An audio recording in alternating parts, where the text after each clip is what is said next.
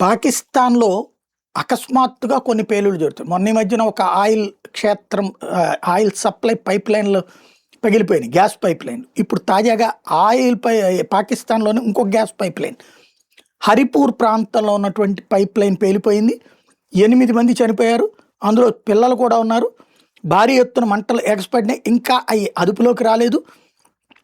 ఆస్ట్రేలియాలో గిలాగ్ refinery ధ్వంసమైనటువంటి within 1 are 2 అవర్స్‌లోనే ఇక్కడ పేలిపోయినాయి. అంటే సంథింగ్ అమెరికా ఏమన్నా కుట్రలు చేస్తుందా? లేకపోతే సోరోస్ గ్రూప్ ఏమన్నా ఇట్లాంటి కుట్రలు చేస్తుందో తెలీదు.